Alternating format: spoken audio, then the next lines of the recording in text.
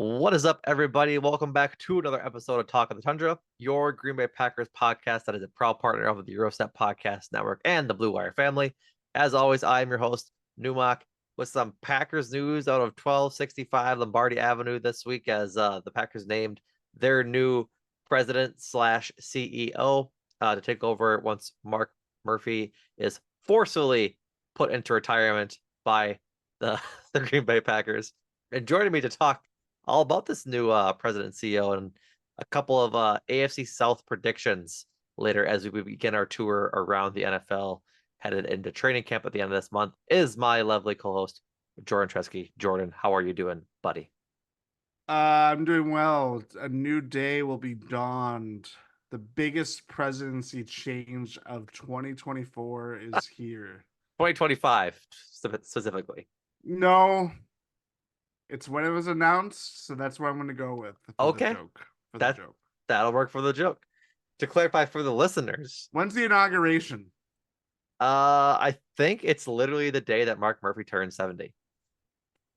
I think it is like around then. I'm not really sure when his birthday is. I have I'm checking July 13th. So yeah, it will be next summer. oh wow. So we I think it was Justice Mosqueda when that everything went down with Ed Policy being officially named as the heir apparent to Mark Murphy. I believe he um, sent a screenshot of the scene from Midsommar. That is yes. Yeah, if you haven't seen When Midsommar. yeah, so let's hope that's not what gets recreated on July 13th, 2025. Off the big scoreboard, off the South End Zone scoreboard. We got grim fast on this episode. God damn. Yeah. Um, oops. Trying to turn my light up and I turned it down. Um, regardless, yeah, Ed Policy named the like you said, the heir apparent for the Packers presidency. He's been with the club since 2012. I had his Wikipedia page up and I have since clicked off of it. So give me half a second, please. He was Packers vice president and general counsel when he joined the team in 2012 and through 2018. And then starting in 2018, he was their chief operating officer and general counsel as well. So definitely been with the club long enough to kind of like know the gig, right? Like the word grooming is getting a lot of play in our lives lately, which is an unfortunate reality. But I feel like Ed Policy was certainly groomed to be the heir apparent for this Packers presidency. Like you know what I mean? Like this was definitely not something that was thought about just this past year because you come in as a VP and then a COO, you're probably putting your name into the hat and obviously getting it chosen to be the president of the ball club when you've been with them for now 12 years. Yeah, but also, I don't think it's just since coming to Green Bay. I think it really comes from his roots. His dad famously is Carmen Policy. He's still with us. And ran the 49ers when they won all of their Super Bowl titles from during the 80s and into the 90s. Mm-hmm. So their most successful period as a franchise when they actually won Super Bowls. There Pew you go. pew. Pew, pew, pew. And so, yeah, and Policy had a front row seat of seeing how, a dynasty was formed of basically a generation of successful football seasons being hatched, and just kind of followed it from there. I think it's very clear, like just reading over the last few days, that this has always been something he's been interested in, despite a very prestigious law background. He kind of backdoored his way into sports management, and whether it's been working with the Packers or before that as kind of consulting with the NFL, being close to the Roger Goodell, before that working for the Arena Football League, when that was a functioning league rather than Yep. restarting this year and having teams fold before games were even playing. That was Just like, yikes. Yeah. Yikes. He was the deputy commissioner and the president of the AFL from 01 to 08, and then was the acting commissioner from 08 to 09. And I think it subsequently folded like that year. Yeah. Shout out the Green Bay Blizzard. Yes, that's right. I played the Arena Football PlayStation 2 game. It was fun as hell. Did not know that existed. Road to Glory. That's what it was called. We're gonna get a little into the AFL briefly for like 10 seconds here. Having the fans that close to the field was an insane decision, but also really cool for touchdowns. Have you been? Did you ever go to? I never went to one. No. I went to two. I went to when Milwaukee it was called the Milwaukee Mustangs. They're purple. It was very similar to Bucks colors at that time, but it was like purple, teal, very just 90s, purple, teal, and black. And then they brought them back as the Mustangs. They rebranded them as the Milwaukee Iron. And they gave them like a flaming horse. It was like around Ghost Rider. Sounds like a soccer team, possibly. Who's to say? We don't know. But yeah, that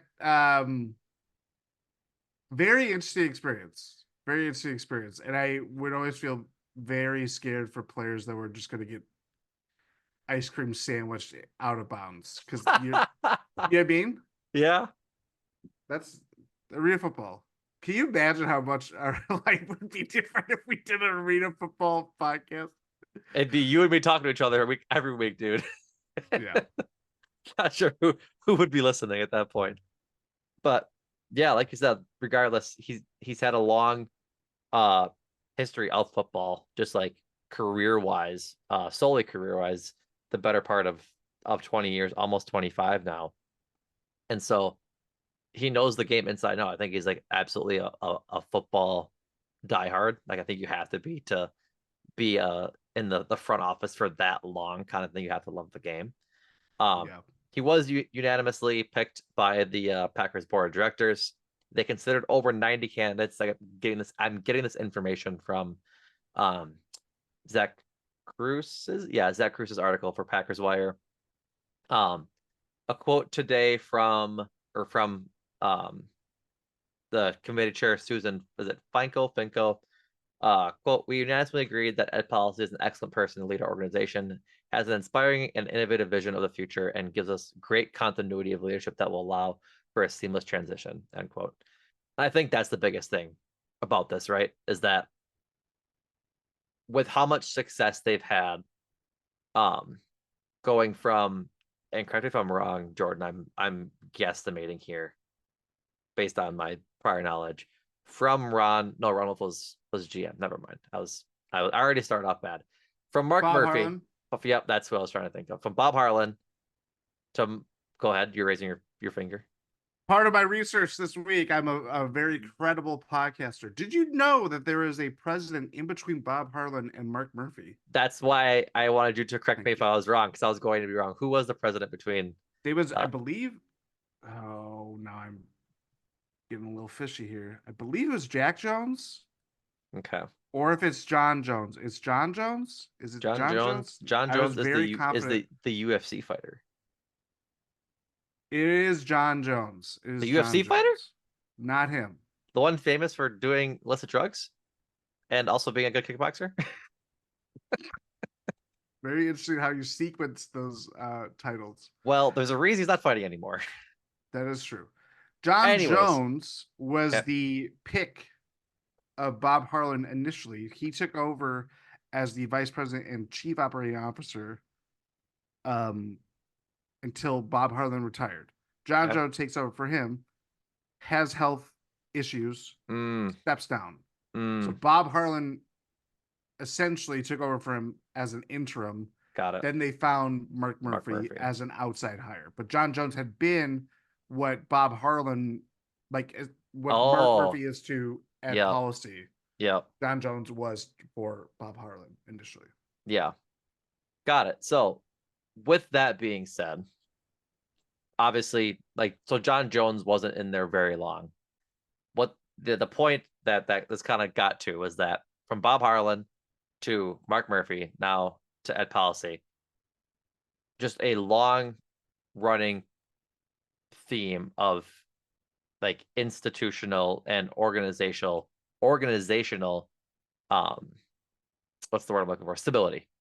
Because the Packers dynasty, if you want to call it that, the past 30 years, 35 years almost, started with Bob Harlan and bringing in Brett Favre and those moves, progressed through Mark Murphy and the Aaron Rodgers era.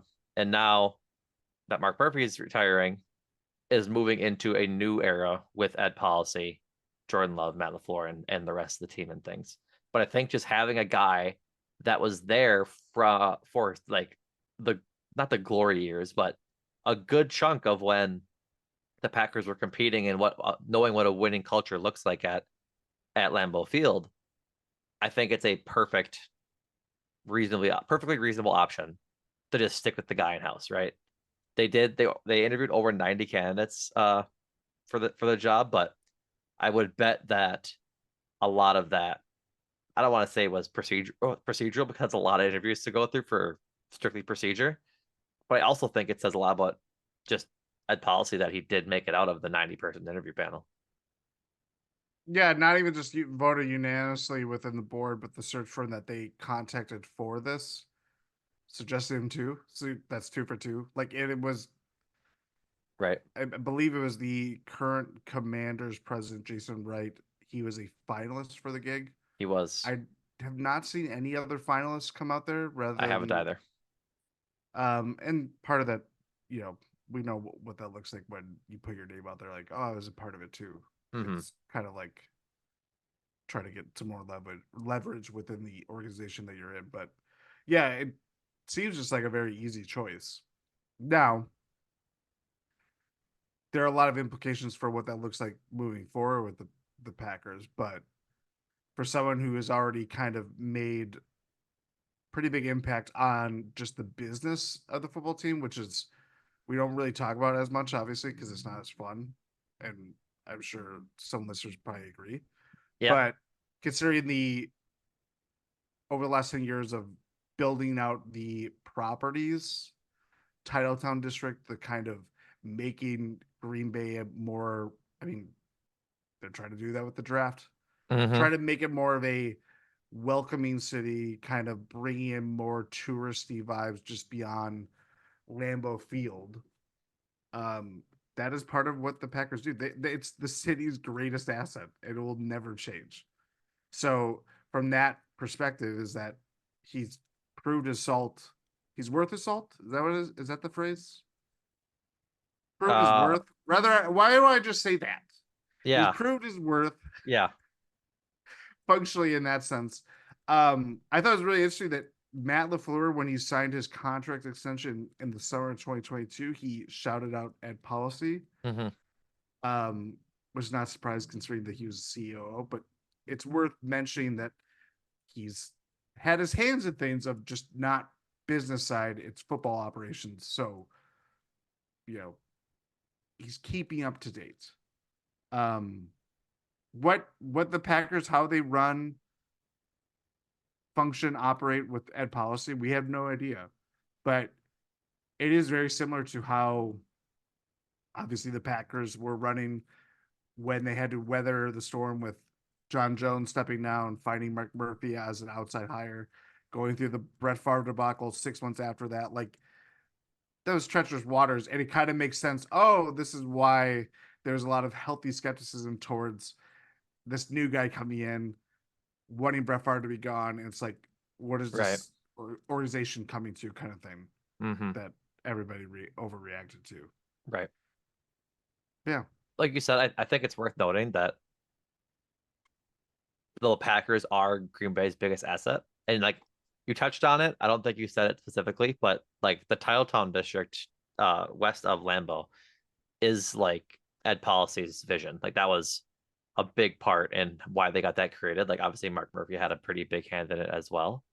But Zach Cruz says in his article that Policy is credited with being a leader in the development of the Titletown District, and helped create Titletown Tech, the venture capital company over there in that district. So he's invested in the community. Like we didn't Yeah. read his quote to begin with, but this is the quote that Ed Policy had on Packers.com on Tuesday. Today's Thursday, Monday, when this was announced. Bear with me, it's a long quote. And then quote, this is absolutely the best. This is the absolute best job in sports. We are the stewards of the most iconic and unique organization in all professional sports. I'm excited to continue my work with so many talented teammates who have ensured the Packers' consistent success on and off the field. We are the people's team, and I love being a part of it. We will continue our relentless focus on building a winning culture that transcends the playing field. The Lombardi Trophy will always be our North Star, and ensuring a positive impact on our community will continue to be paramount in our decision making. We have the greatest fans in sports, and we will never take their commitment to the Packers for granted. Talks about how 12 years ago, sorry again, quote, 12 years ago, my wife, Christy, and I moved to Green Bay from New York City with our two sons. We embrace this community and embrace us back even stronger. We love raising our family here. This is home. So clearly a guy whose roots have been firmly planted in Green Bay, in the community, and obviously cares about it. Like, I think for as much as you want to say they interviewed 90 people, I think understanding the community of Green Bay and the surrounding villages and towns and like really getting to know the kind of atmosphere there and understanding what this franchise means to the community, it can't go understated when it comes to picking a new president. And like how you wade through like lease disagreements with the city, or how you wade through asking people to sell you their homes to develop like the Titletown district. Like those are not easy conversations to have. No. Like, but if you're there, like obviously Mark Murphy was an outside candidate, but like Ed Policy's not been there for 12 years. I think that's a huge asset to have in someone as a president, is that, hey, he's part of the community too. He's a Packer fan too. He's not just some guy that came in and is now the president of the ball club, even though owner and president of the ball club means a little bit less when it comes to the Packers than it does like obviously like the Cowboys. Jerry Jones is the owner of the Cowboys, is the GM of the Cowboys kind of thing. And is obviously moves with a lot of weight down in Arlington. But at the same time, like it's a town of 100,000 people. Green Bay is like Ed Policy's just It's another no dad, different. just another dad, just another guy, and he just happens to be the man managing the books over at 1265 Lombardi Avenue. So, um, yeah, I'm excited for.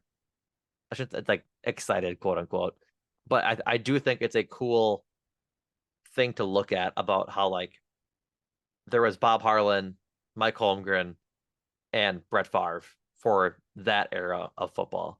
Then it went to Mark Murphy, Aaron Rodgers, Mike McCarthy for that era of football.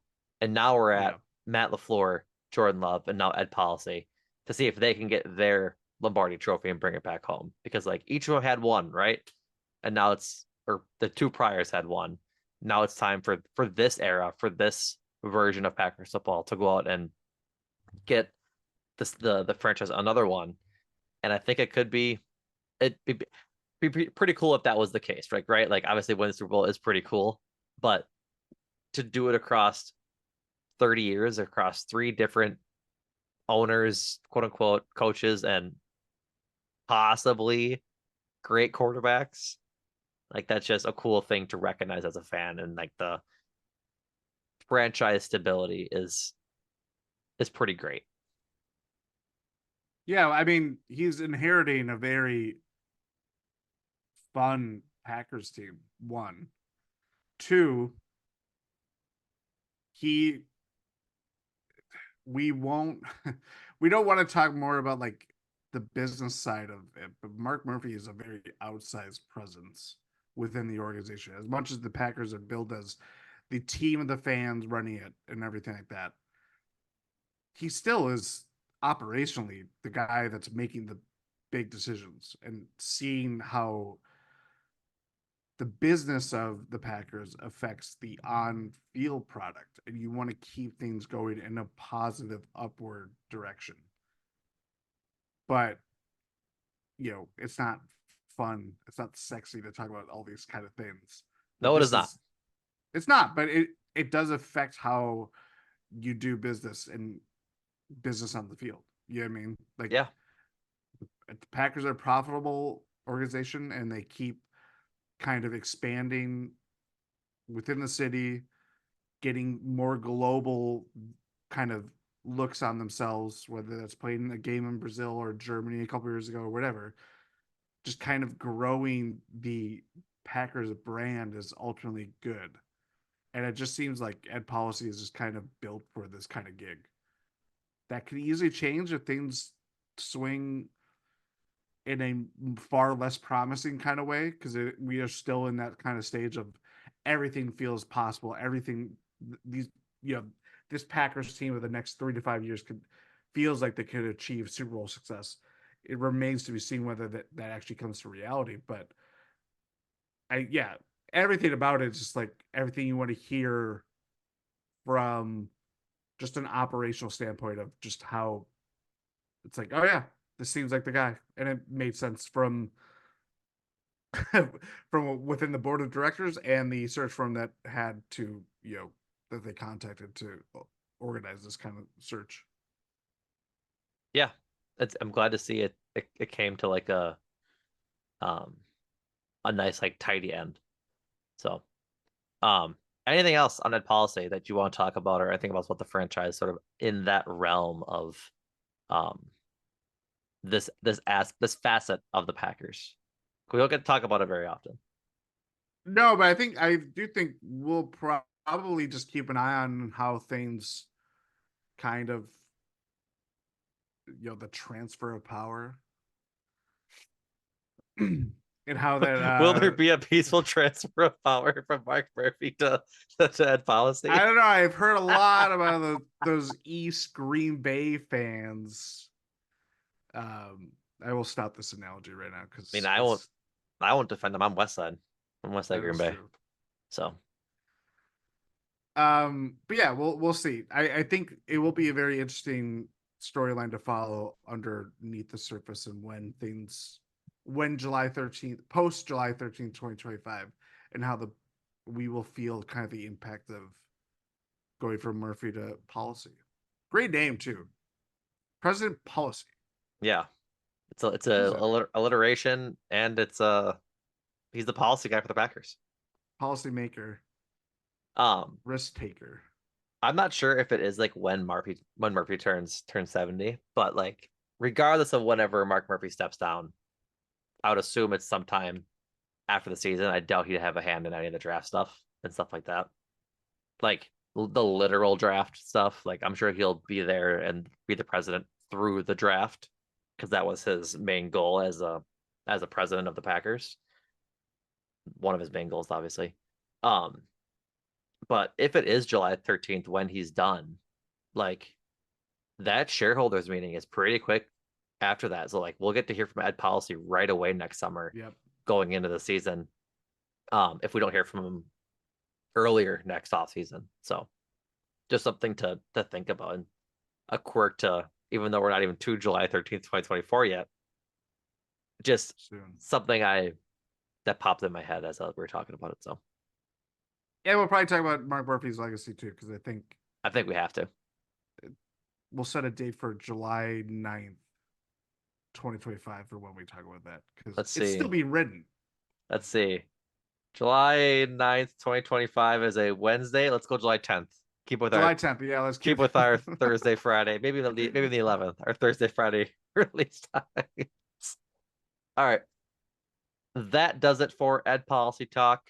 Let's move on to looking at the Packers AFC opponent this year in their schedule, the AFC South. The Packers get their, if I could actually pull it up the right tab this time. The Packers get the AFC South, so they'll be facing the Jaguars, the Titans, the Texans, and the Colts. They start they weirdly enough, I think I talked about this during the schedule release. They do their AFC matchups back to back in both weeks. Home versus the Colts week 2, away versus the Titans week 3, home versus the Texans in what I believe is going to be week 7, if there's not a buy in there somewhere, and then at the Jaguars week 8.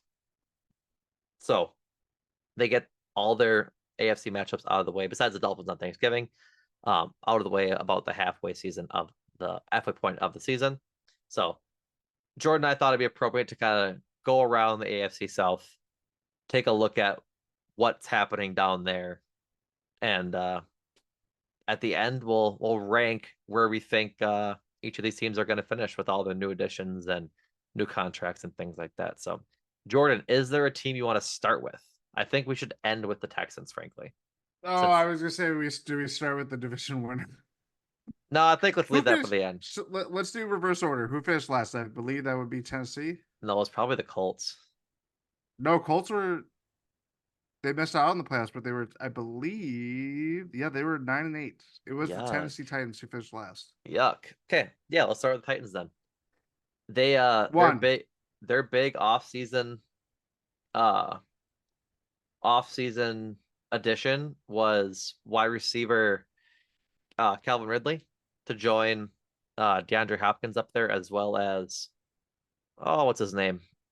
Traylon Burks as their wide receiver core.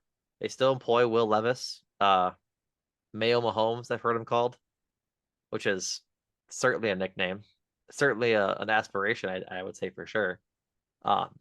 But they notably lost Derrick Henry. Like, that's probably their biggest loss.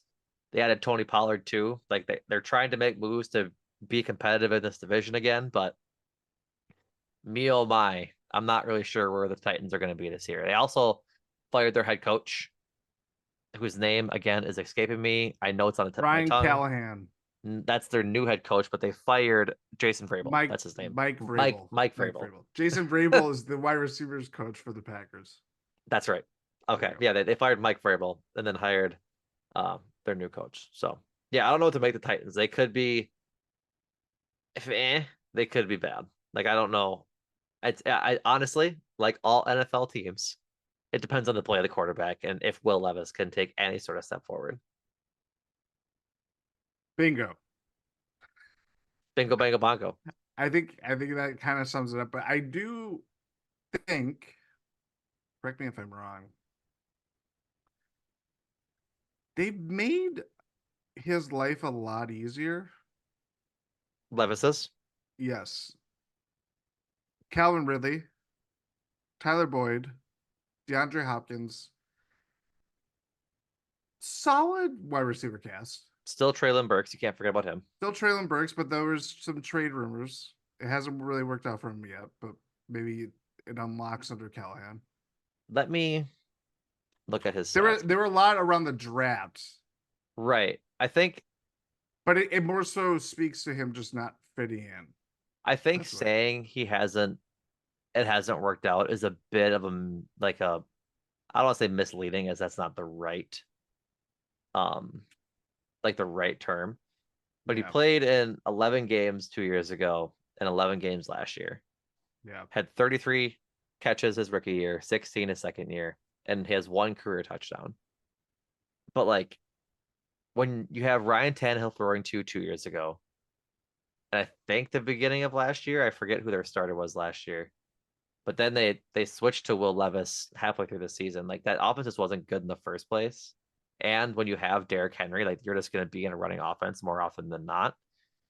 And like, he showed flashes. Like, I'm a Traylon Burks believer. He should be better than he shows. Yeah. And looking at his year last year, like, he just was never able to get in a rhythm. He started the first 3 games, missed the next 3, played 2, missed 4, played 4, missed 1 at the end of the year. Like, that's just never really an opportunity to get into a week-to-week rhythm. And so, like I said, I believe in him. And I think, like you said, hopefully, you said it's Brian Calhoun is his name. Brian Callahan. Calhoun was the former Badgers running back in you are 2000s. You are a just tank of obscure knowledge. I love it. Yeah. Brian. Hopefully, Brian Callahan can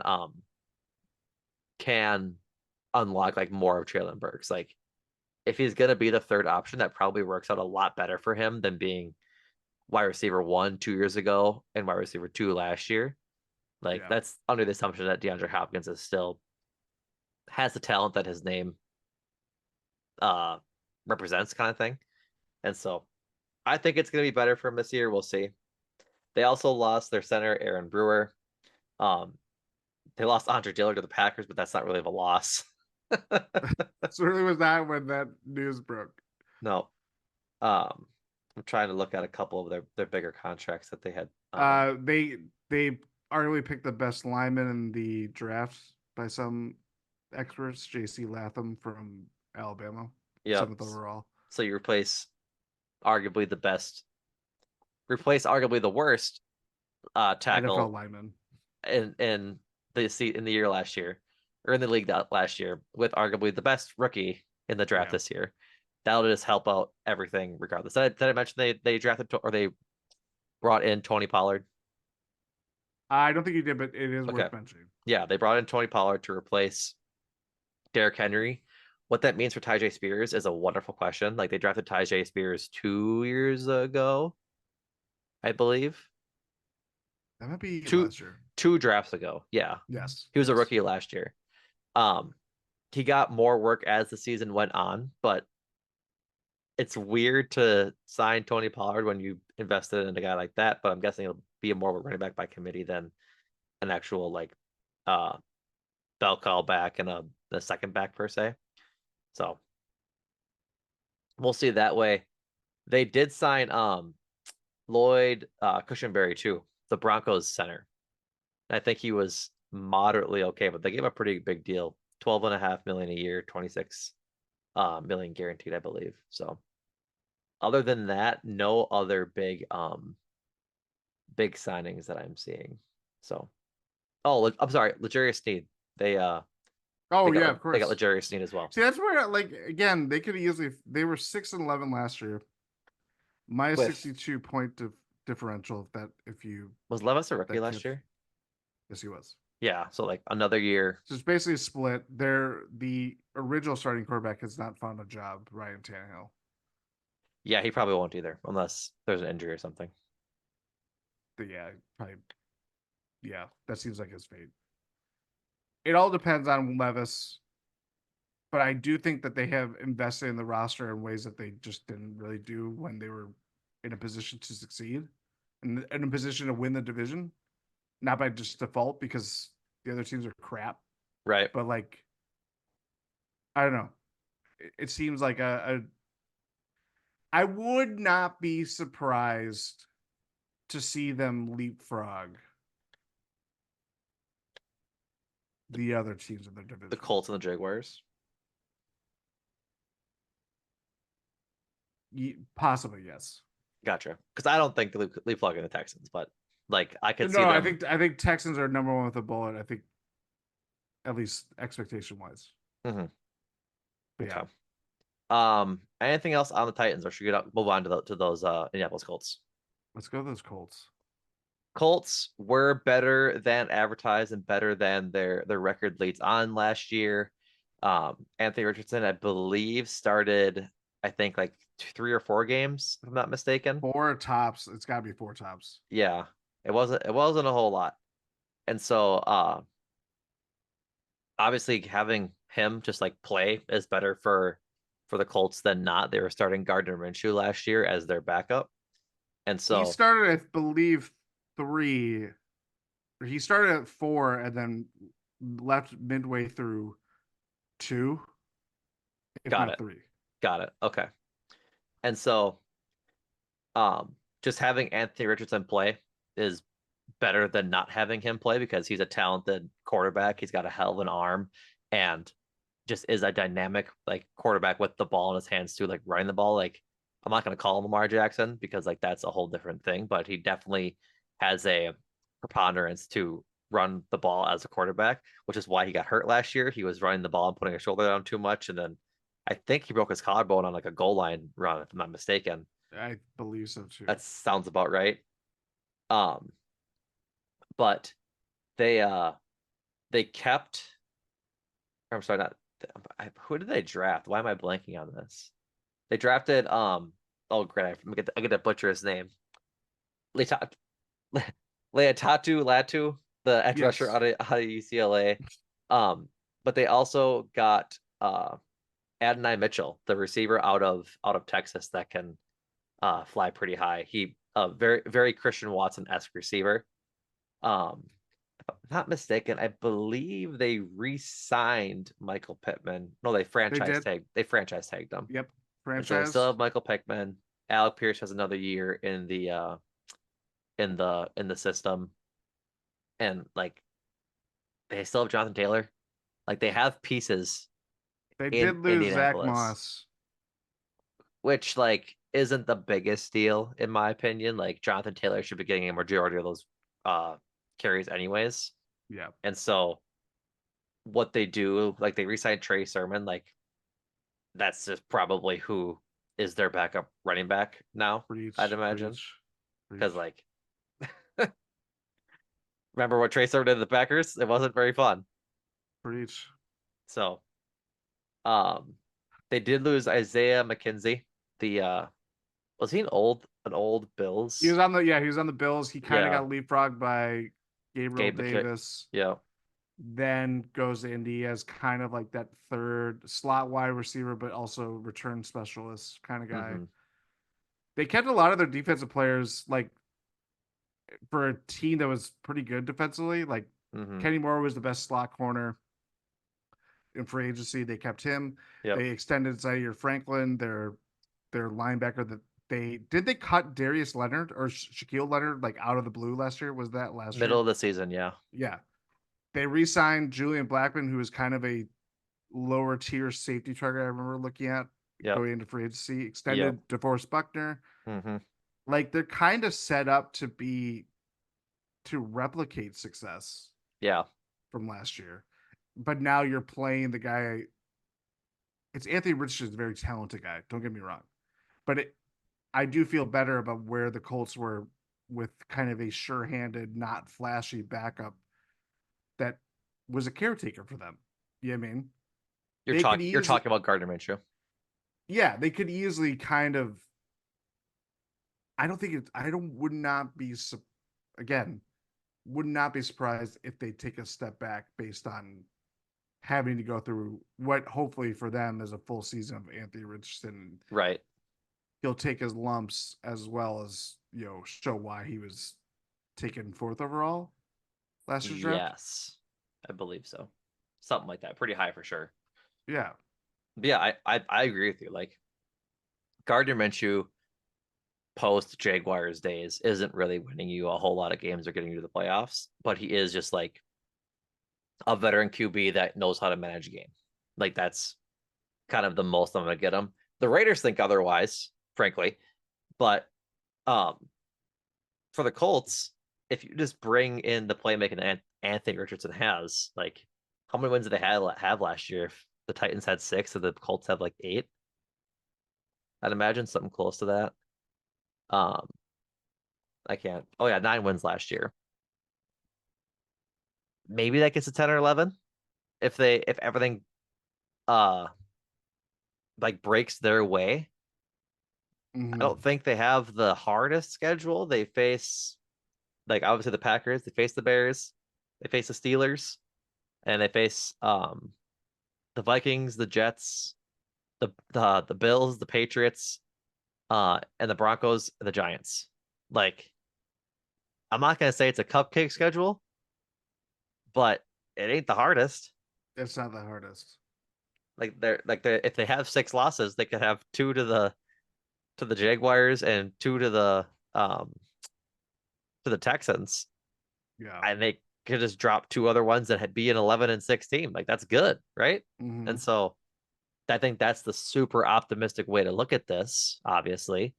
But the pieces are there. How good is like can the defense keep it up with like the pieces they've resigned and just just maintain any sort of like average defense? They were 28th in points against last year. They gave up 24.5 points a game. That's not the best, obviously. And so yeah, when I said that they kept their defense, I thought it was a lot better. Alas. But maybe a new head coach changes things with that, right? Like we'll just see. Well, they didn't get a new head coach. My apologies. I was still on Brian Callahan. But Say Was Shane it? Steichen. Yeah, like Shane Steichen, obviously like offensive guru. If they can just have their offense together this year, it's probably better. Not just how it is. So, anything else on the Colts? They got a new center. They signed Tanner Bartoloni, the Wisconsin guy. So they should have, if they want to increase their defense, they started well with Latu, and then if they add Mitchell to that wide receiver core, I think they'll be pretty good. Yeah. Not pretty good, but they'll be in a pretty good spot to be able to succeed, kind of thing. Yeah. I mean, they're still an exciting team, and as much as I kind of pouring cold water what they could be, they could easily flip it and continue to overachieve based on where they are. Because this is still like Yeah, they're kind of, I don't want to say Packers esque in a way, but obviously young quarterback, young developing wide receiver cast. Michael Pittman's been in the league for like 5 years now.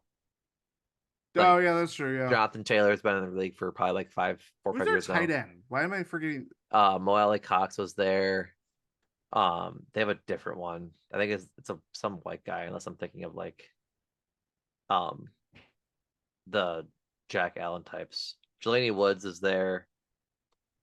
He's their starter on their depth chart on ESPN, but um I forget who they'd be after Dallas Clark all those years ago. They had a couple of big, beefy, pasty white guys that were hauling touchdowns.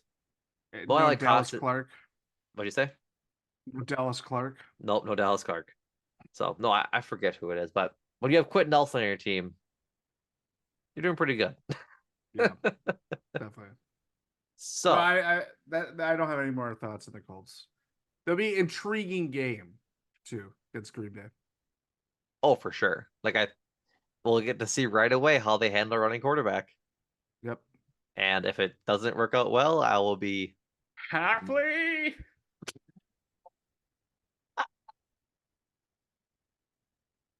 oh boy, that is very funny. I'll be mad online. That's what it'll be. I'll be doing that uh exact gesture. So Are you ready for this? Are you ready for the next team? I am ready for the next team. We will hop right into the Jacksonville Jaguars, the recently extended Trevor Lawrence Jacksonville Jaguars, because I think that's the story of their offseason so far. They re-signed him to a massive $55 million a year deal in what we expect Jordan Love to surpass when that extension gets announced. But a lot of turnover for the Jaguars, despite that that extension. They lose Calvin Ridley after trading for him from the Falcons. Calvin Ridley had 2 years left on his rookie deal, I believe was the case. When he got suspended for gambling in the league, the Jaguars traded like a 5th round pick or something for him. It wasn't a whole lot for It was a Calvin good Ridley. piece of business when they did it, and then they just kind of fumbled it. Yeah, like they traded for him when he got suspended. They employed him while he was like suspended for the year, and then he had a good year last year for the Jaguars.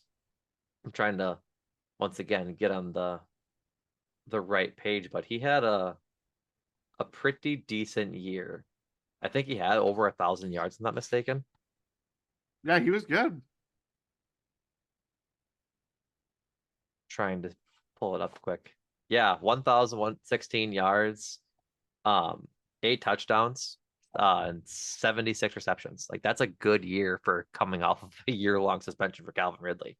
But as we already mentioned, he jumps ship and goes to the Titans. Like I think that's just a significant loss for them because like their biggest offseason additions, like they lost Zay Jones too, for as much as he wasn't really a Kind of periphery wide receiver. right. But then they also lose Calvin Ridley. They punched back by signing Gabe Davis.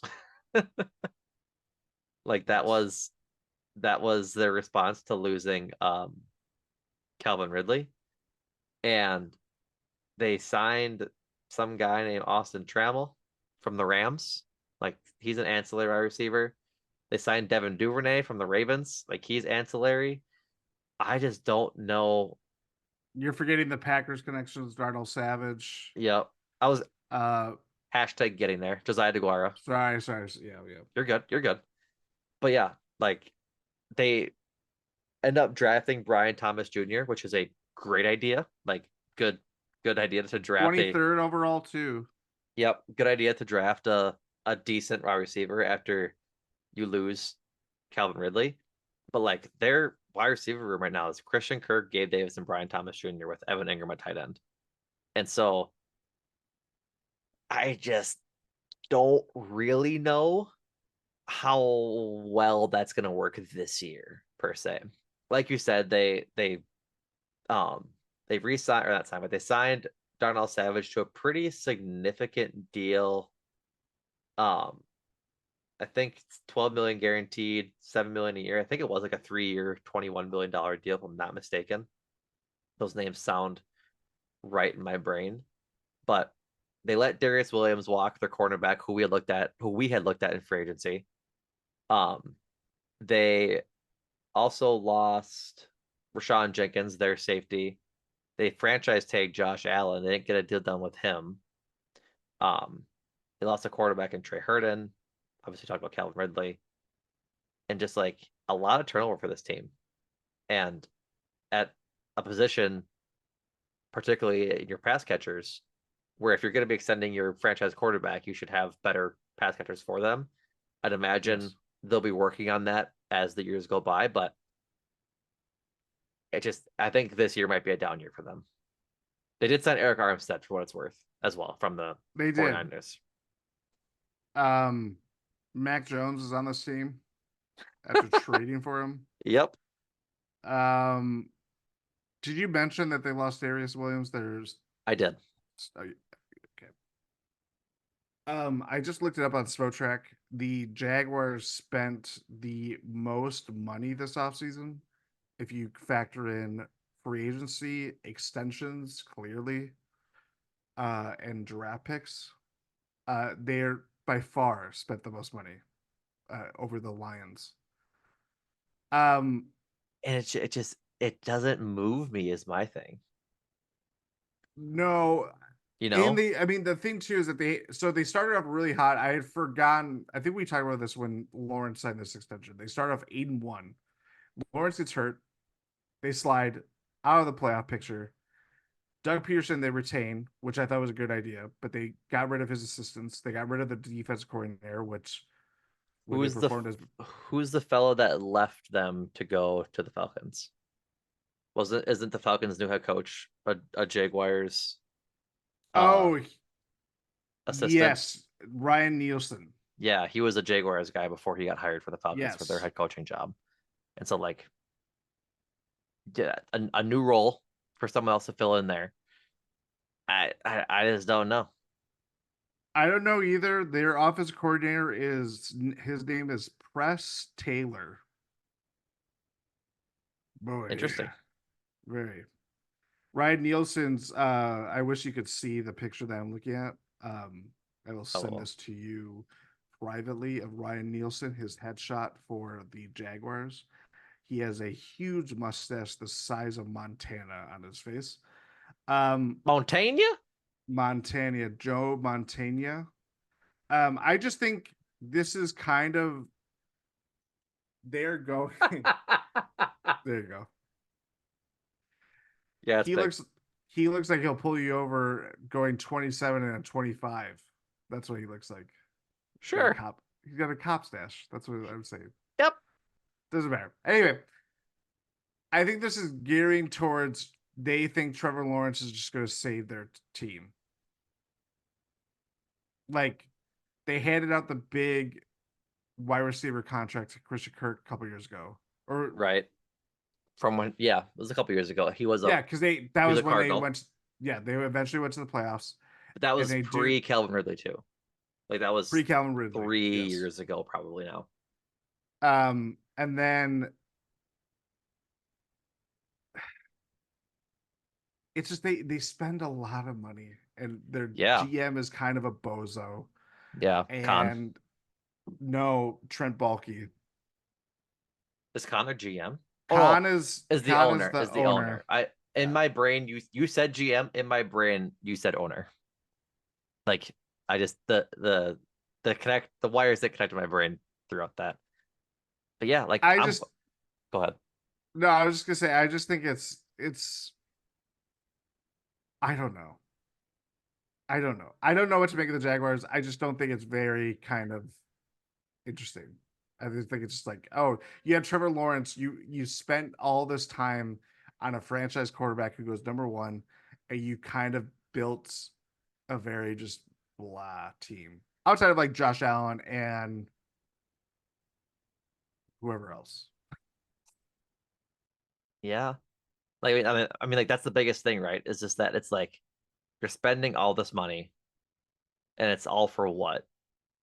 They had that really good playoff win over the I don't want to say Dolphins, but it might be Dolphins. I Brandon Staley led Chargers. Yep, that's who it was Biggest comeback, I believe, in in playoff history. yeah, Because Lawrence threw like 4 picks in the first half and then threw like 5 touchdowns in the second half yeah. or something crazy like that. But like Travis Etienne is still good. Um, I don't know, man. Like I just don't. I see it somewhat. I see it a little bit. Eric Armstead's good, obviously. Josh Allen is good, obviously.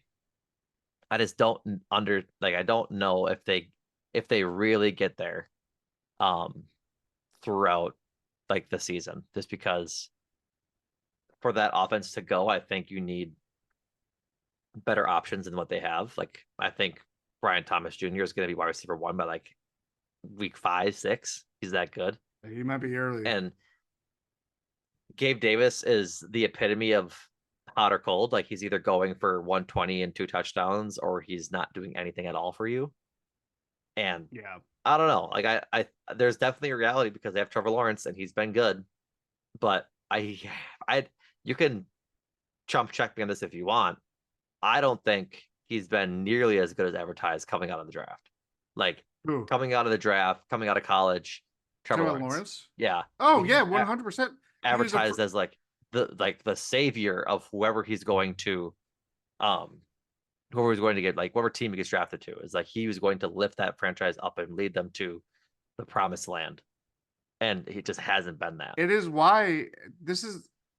Uh, it's a separate tangent, but I just don't think tanking works the same way in the NFL, or maybe tanking for teams that are the Jaguars and arguably the Dolphins, because they just kind of they built this process, but it's not a sport that suits. You can get as many picks as you want, and that's still good business. But people get hurt very regularly. They went through a season where his injury torpedoed going back to the playoffs. Their roster management is a whole other separate issue, but it's hamstringing them in terms of what they can do to build around him further and kind of assert this. And I think part of it is that he was a freshman going into that national championship game. This is one of the few national championship games I remember actually watching. Yeah. And it was really exciting. You saw like, oh yeah, this guy's gonna be a dominant force. And he's fine. Mm-hmm. And that's fine. But considering that you pinned your hopes on him being this generational quarterback, which I don't think you can say. I think you can say he could get to that point. He's still very young. But yeah, like I just don't. I think they still are in that kind of. I mean, we talked about when they extended him. They're still in this middle ground, and they obviously play in the AFC where Patrick Mahomes is king, Josh Allen, and Lamar Jackson. These guys are coming for the crown, and Joe you have a Burrow. lot of Joe Burrows. Yeah, pardon me, Joe B. But you have a lot of other ascending quarterbacks too that like easily could leapfrog Lawrence. Even in his own division. We have Two two in in his his own own division. division. 3 Like, if Will Levis stops eating mayo. specifically putting it in his coffee. Yeah. No, I couldn't agree like more. I think it's just like you said, like tanking doesn't work in the NFL like that. I think it's just different. Like if you're gonna tank in the NFL, you better have everything else around your new quarterback for them to succeed on their rookie deal, right? Yeah. Like I think what the Bears have done to set Caleb Williams up for success is kind of like how you do it, right? Like I hate to give them praise because it gives me acid reflux, but they have now, instead of giving Justin Fields weapons to set him up best for success, because they just had DJ Moore for the better part of his tenure in Chicago. He has Caleb Williams now has DJ Moore, Keenan Allen, and Rome Odunze for him to throw to starting his rookie year. And then they've invested a lot of money into the defense, like especially last year, and they'll have another chance to like another offseason to get better on defense. Like They I just kind of have building blocks on their offensive line, which you could not have said about the Bears for the last 20 years, basically since they last won the right. Super Bowl. Yeah, exactly. And so the problem is with that is that like if you're going to put a top number one overall pick in a situation like that, it can't be like how it happened for Trevor Lawrence, where they didn't really have a lot with him when they drafted him. I think Josh Allen was picked either the year before or after they drafted Lawrence. I forget which. Um, I think it was but after. I think it was too. But it's just like No. Actually, I'm wrong. It would be before because um he had just got franchise tagged. yes. Yeah, 2019, he was the first round 7th Right. overall pick, and And then then Trevor Lawrence Lawrence was 20, right? if not the next year. No, because 21 was no, it was 20. I'm like 99% sure. I'm gonna look it up. Look it up. Are you do you got it? 21. Damn it. 20 was Burrow. That's right. Regardless, Yeah. it's just like they haven't done anything to put like the Calvin Ridley move is honestly like the one thing they've done that I think I agree with to put weapons around him. Like Evan Ingram has been good. There's definitely better tight ends out there, but like Christian Kirk has been quietly just okay. Like He's I don't been want to. better. I mean, He's been fine. I just have a hard time giving him flowers when it's not his his fault they got paid. no, he did fine 2 years ago. 17 games, 1,100 yards, 8 touchdowns. Last year he played in 12 games, only 800 yards. So he's been better than like I bet he's been better than I project him as kind of thing. Yeah. Like we've been talking about him like ragging on him a little bit, but I just don't think he's like a game changer like that, frankly. No. And You hope so Brian Thomas is. you hope Brian Thomas is maybe that relieves Christian Kirk a little bit, but I guess we'll see. I'm Yeah. maybe we're wrong and they both have 1,200-yard years and that'd be great for the Jaguars kind of thing. Maybe they go off and rattle off a 100-yard game against the Packers later in the season. But I don't know. It's just that they're such an interesting team because like they could be good or they could just be bad. And Yeah. I don't think injuries aside, there's like a middle ground for them. Like there probably is realistically. But I see this team either getting to like 10 or 11 wins or like 6 or 7, depending on how the year goes. Yeah, I just think they're very just mid team. Yeah. Yeah. I don't know. They're peculiar for sure. Like it's interesting. That's all. I'll just finish out with that. And now to the reigning division champions, the Houston Texans, led by if I'm not mistaken, rookie of the year, CJ Stroud. You're not mistaken. CJ Stroud has been everywhere this offseason.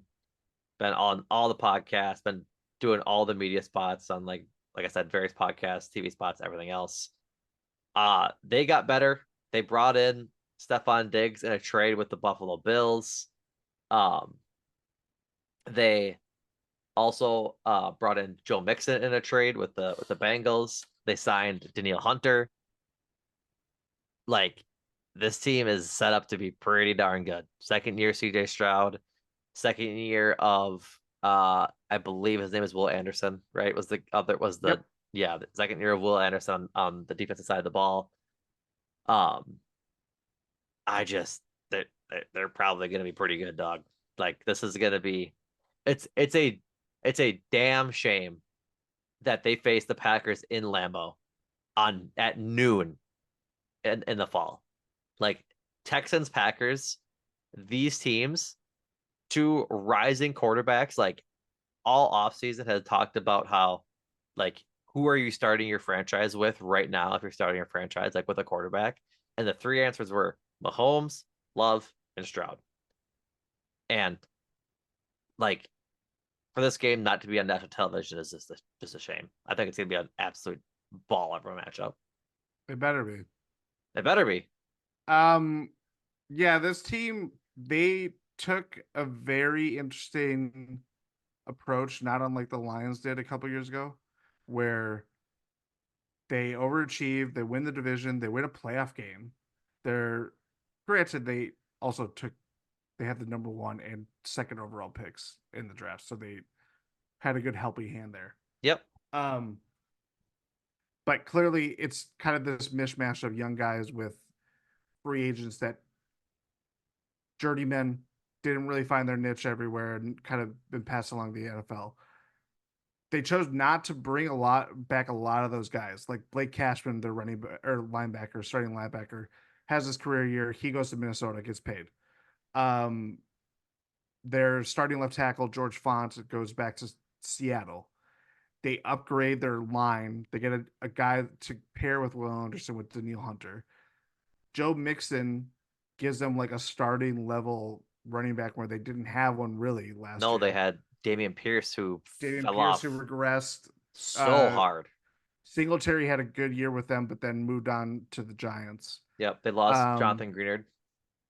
Yep, and then I'm looking at their draft right now because I'm forgetting. They drafted Camry Lassiter, the corner out of Georgia, in the second round. They didn't have a first round pick. They did not have a first. That's right. Because I believe they traded that to get Will Anderson. Then last year's draft, because they picked 2 and 4 from that, or 2 and 3, if I'm not mistaken. It wasn't 1 and 2. Was it 1 and 2? Oh no, yeah, that's right. Because Bryce Young went 1. They had 2 and 3. But they had solidified their secondary with Kamari Lassiter out of Georgia. They got Blake Fisher at tackle, the guy out of Notre Dame. Guy we looked at for safety, Kalen Bullock. They drafted in the 3rd round. Yep. And then they had a few other picks. I think they had looks like to be 6 other picks throughout the draft. So they stayed young, and like I think this trade too, like really, like the Diggs trade is good for them because not Will Fuller, Tank Dell, Nico Collins they extended to. Yeah, but like Tank Dell for a rookie year was having a hell of a year. And then I believe, tore his Achilles, if I'm not mistaken, or tore his ACL. He had a pretty traumatic injury to end his year last year. I think it might have been. And then he got shot over the offseason. Did he? I didn't know that. Yeah, like I think it was not much more before the draft. 23 days ago, he spoke on it. A month ago, he practiced 3 weeks after being shot. So yeah, 2 years ago.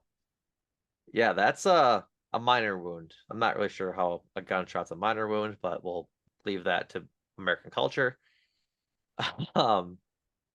Regardless, yeah, like it seems like he's fine coming off of being shot, apparently, as well as the injury he suffered late last year.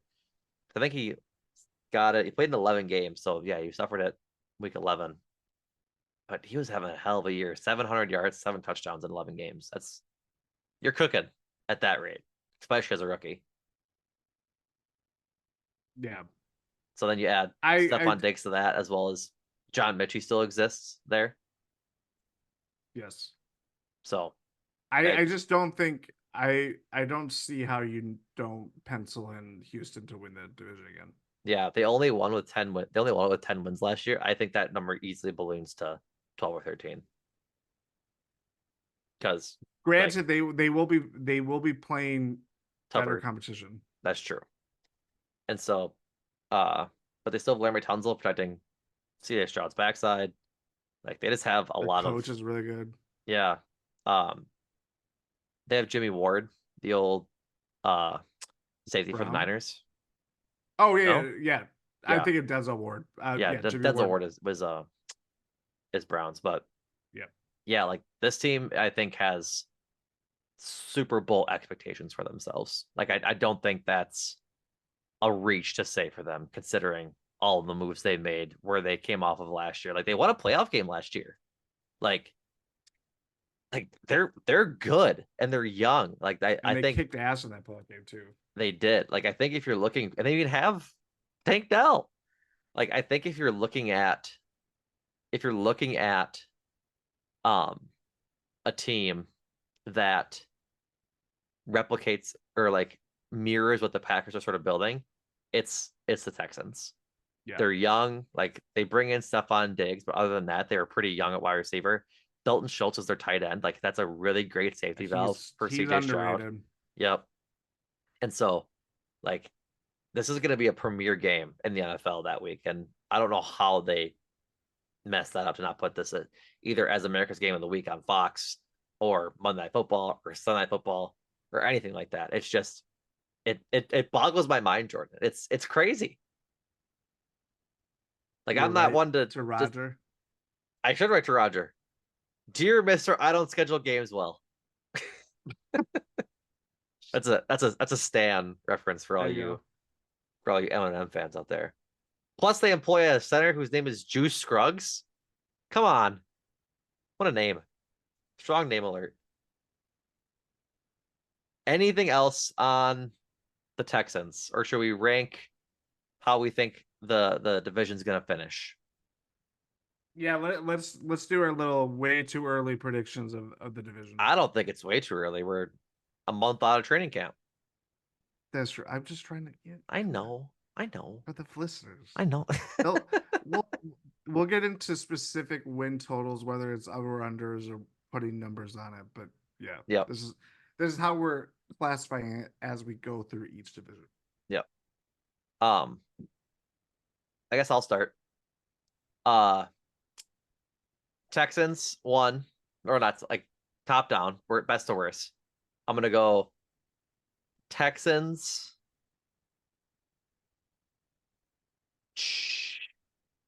Jaguars.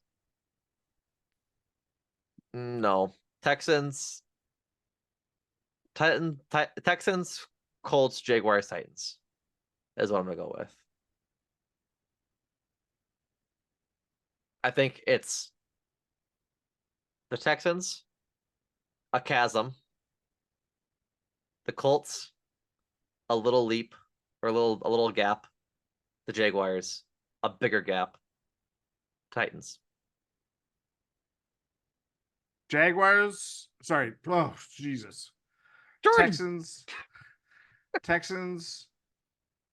I think it ends. I think it finishes the same way it ended this year. Texans, Colts, Jaguars, Titans. The Jaguars are second. I thought the Colts were. Am I crazy? I think so because when I was looking at their teams, is that basically? Yeah, you're right. You're right. It was based on like on ESPN's thing. Yeah, it's probably the Jaguars, tiebreaker, but the Texans beat the Colts to Jacksonville and Indy finished both 9-8. Yeah, I'm gonna go then. Texans, Colts, Jaguars. Titans. Texans. I Colts, think the gap Jaguars. between the Titans and Jaguars is not that far off. No, it's minuscule. So you and I have the same tier. Yes, we're in agreement. Yep. Yeah, I just don't. I think Houston runs away with the division pretty easily, honestly, and so we'll see from there how the rest of the division shakes out, and hopefully the Packers hand all of them a loss. So, all right, anything else? Or should we wrap up here? No, I think ad policy, AFC South. That's it. Perfect. All right, folks. Thanks for listening. Check out all of the GSPN pods wherever you find your podcast on Apple, Spotify, wherever. Big week of NBA coverage for GSPN. Jordan wrote an article about the Bucks first round pick, AJ Johnson. You guys potted about it all night on Wednesday, and that's in feeds now as well. You guys just wrapped a live earlier this afternoon on round 2 where the Packers, where the Bucks picked Tyler Smith out of the G League Ignite. And little peek behind the curtain, we'll be recording GSPN After Dark shortly, which will be in the premium Substack feed tomorrow morning, which is Friday. But go subscribe to the Substack for $8 a month to listen to the GSPN After Dark and get all of our grades on for all the NBA teams throughout this year's draft. Jordan, you're giving me anxiety. Keep pointing at me. Yeah, we have a couple of Jeopardy episodes over there, some Sporkle quizzes, just things that aren't in our normal pod feeds for all of the pods, and you get all the pods ad free. If that's something that bothers you, you can go subscribe to the the Substack and get all of your GSPN pods ad free, and those do link natively to your Spotify or your podcast player. So there is directions on how to do that. Like I said, $8 a month to continue supporting us to do a bunch more cool new things. So go check out the Substack. The Brewers are still in first place, 6 games up on the Cardinals in second. Adam and Andrew are doing great things over on Cruising for a Bruising as they recapped the sweeping the Rangers, and this is officially the halfway mark on the season. They played as of Thursday, June 27th. They've played 81 and they got 81 more to go. So they talked the sweep and what the rest of the season holds for the Brewers. So go subscribe to them, as well as make time for this. I'm not going to call it a hiatus, but they've got stuff in the hopper, we'll say. They're recording some new things to make time for this. So go check it out. And let's go listen to the backlog. Revisit movies, revisit shows, all that kind of stuff. The Bear debuted today, I believe. So yes, it did. I've already started watching it. I'd have to imagine they're going to be recapping The Bear at some point. I make time for this. I So have go thoughts check on the out first that as well. episode, but I will refrain from sharing them until people. Perfect. Good idea. So that's not spoiled for everybody. So that all being said, go follow us wherever you want to follow us, either on Twitter, GSPN.info, to go just get all the feeds for all the pods. Follow us on Spotify and Apple Podcasts, wherever. We'll be back in your podcast feeds next week. Hope everybody has a safe and not injury-filled 4th of July.